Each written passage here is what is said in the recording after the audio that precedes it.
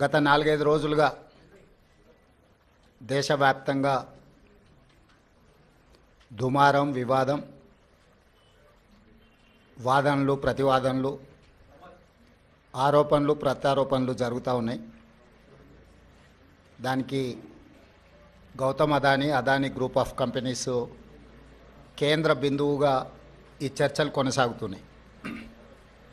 ఈ చర్చల సందర్భంగా అప్పుడప్పుడు, ముఖ్యంగా మొన్న మహారాష్ట్ర ఎన్నికల సందర్భంగా పాత్రికేయ మిత్రులు శ్రీ రాహుల్ గాంధీ గారి పత్రికా సమావేశంలో అదానీ గారి నుండి తెలంగాణ రాష్ట్ర ప్రభుత్వం, ఆ రాష్ట్ర ముఖ్యమంత్రి రేవంత్ రెడ్డి గారు నిధులను స్వీకరించారు కదా, కాంగ్రెస్ పార్టీ ఏ విధంగా అదానీ గారి తప్పులను ప్రశ్నిస్తారు అని చెప్పి పాత్రికేయ మిత్రులు ప్రస్తావించడం జరిగింది. పాత్రికేయ మిత్రులకు చాలా సందర్భాలలో నేను వివరణ ఇచ్చిన, రాహుల్ గాంధీ గారు కూడా విస్పష్టంగా ఒక అంశాన్ని ప్రస్తావించారు. చట్టబద్ధంగా, రాజ్యాంగబద్ధంగా రాష్ట్ర ప్రభుత్వాలు కానీ కేంద్ర ప్రభుత్వాలు కానీ ఏదైనా అంశంలో టెండర్లు పిలిచినా, ఏదైనా అంశంలో పెట్టుబడులు పెట్టడానికి అవకాశాలు కల్పించినా అందరికీ సమానమైన అవకాశాలు, అందరూ పోటీ పడే విధంగా నిబంధనలను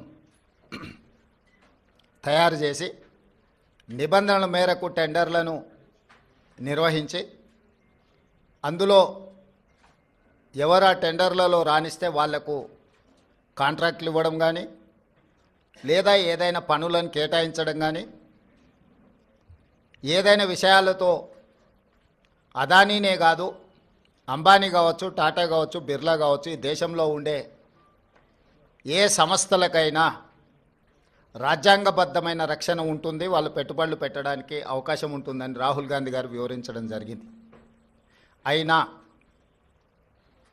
జర్నలిస్టులు కావచ్చు, రాజకీయ పార్టీలు కావచ్చు, పదే పదే తెలంగాణ రాష్ట్ర ప్రభుత్వానికి ప్రతిష్టాత్మకంగా తెలంగాణ రాష్ట్ర ప్రభుత్వం భావించి ప్రారంభించిన యంగ్ ఇండియా స్కిల్స్ యూనివర్సిటీకి కార్పస్ ఫండ్ కింద రాష్ట్ర ప్రభుత్వం నిధుల స్వీకరణ కోసం చేస్తున్న ప్రయత్నంలో భాగంగా చాలా సంస్థలు ముందుకొచ్చి రాష్ట్ర ప్రభుత్వం ప్రారంభించిన ప్రతిష్టాత్మకమైన యంగ్ ఇండియా స్కిల్స్ యూనివర్సిటీకి నిధులను ఇవ్వడం జరిగింది. దాంట్లో భాగంగానే అదానీ సంస్థ కూడా 100 కోట్ల రూపాయలను కార్పొరేట్ సోషల్ రెస్పాన్సిబిలిటీ కింద తెలంగాణ రాష్ట్ర ప్రభుత్వం ప్రారంభించిన యంగ్ ఇండియా స్కిల్స్ యూనివర్సిటీకి ఇస్తాము అని చెప్పి ఆమోద లేఖ ఇవ్వడం జరిగింది. ఈ అంశాన్ని ప్రస్తావించడం ద్వారా అదేదో అదానీ గ్రూప్ తెలంగాణ రాష్ట్ర ప్రభుత్వానికో ముఖ్యమంత్రి గారికో అప్పనంగా 100 కోట్ల రూపాయలు ఇచ్చినట్టుగా అనవసరమైన చర్చలకు, రాద్ధాంతానికి తావిస్తున్నది. వాస్తవంగా ఇన్కమ్ ట్యాక్స్ క్లియరెన్స్ లేకపోవడం వల్ల ఇన్కమ్ ట్యాక్స్ నుంచి మినహాయింపు తీసుకోవడానికి రాష్ట్ర ప్రభుత్వం చేస్తున్న ప్రయత్నము నిన్న మొన్ననే 80B కింద రాష్ట్ర ప్రభుత్వానికి యంగ్ ఇండియా స్కిల్స్ యూనివర్సిటీకి అనుమతి ఇవ్వడం జరిగింది. ఇప్పటి వరకు ఏ సంస్థ నుంచి కూడా తెలంగాణ రాష్ట్ర ప్రభుత్వం తన ఖాతాలోకి ₹1 కూడా తీసుకోలేదు, ఇంక్లూడింగ్ అదానీ.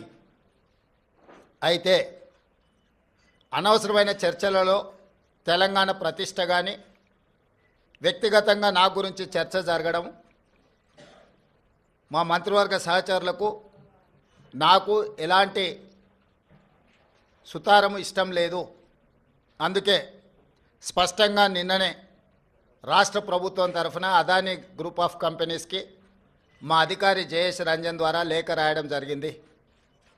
జరుగుతున్న వివాదాలు, ఆరోపణలు, రకరకాల పరిస్థితుల వల్ల తెలంగాణ రాష్ట్ర ప్రభుత్వం మీరు ముందుకు వచ్చి ఉదారంగా తెలంగాణ యంగ్ ఇండియా స్కిల్స్ యూనివర్సిటీకి ఇస్తాన్న 100 కోట్ల రూపాయలను తెలంగాణ రాష్ట్ర ప్రభుత్వము స్వీకరించడానికి సిద్ధంగా లేదు.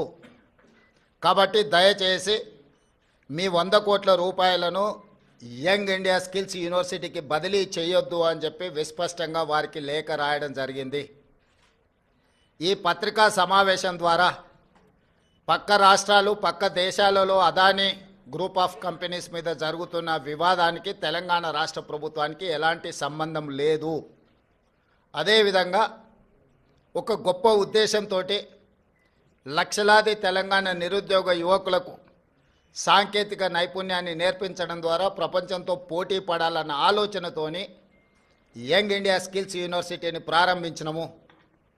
ఒక సదుద్దేశంతో ఒక గొప్ప ఆలోచనతో ప్రారంభించిన యూనివర్సిటీ వివాదాలకు లోను కావడం నా మంత్రివర్గ సహచరులకు నాకు తెలంగాణ రాష్ట్ర ప్రభుత్వానికి ఇష్టం లేదు. అందుకే తెలంగాణ రాష్ట్ర ప్రభుత్వము అదానీ సంస్థ నుంచి 100 కోట్ల రూపాయలను స్వీకరించకూడదు అని నిర్ణయం తీసుకున్నది. ఈ విషయాన్ని మీడియా మిత్రుల ద్వారా సమాజానికి మేము చెప్పదలుచుకున్నాము. అనవసరమైన వివాదాలలో మా రాష్ట్ర ప్రభుత్వాన్ని మమ్మల్ని లాగొద్దు అని చెప్పి మీడియా మిత్రులందరికీ కూడా నేను సూచన చేస్తున్నా. రాజకీయ పార్టీలకు కూడా నేను సలహా ఇవ్వదలుచుకున్నా. రాష్ట్ర ప్రభుత్వ ప్రయోజనాల కోసం తీసుకున్న నిధులను కూడా రాజకీయ కోణంలో ఆరోపణలు చేయడం ద్వారా నిరుద్యోగ యువకులకు నష్టపరిచే విధంగా వ్యవహరించే వాళ్లకు రాష్ట్ర ప్రభుత్వం ఈ నిర్ణయం తీసుకున్నది. వాళ్ళందరూ కూడా ఈ అంశాన్ని పరిగణలోకి తీసుకోవాల్సిందిగా నేను ఈ సందర్భంగా తెలియజేస్తున్నా.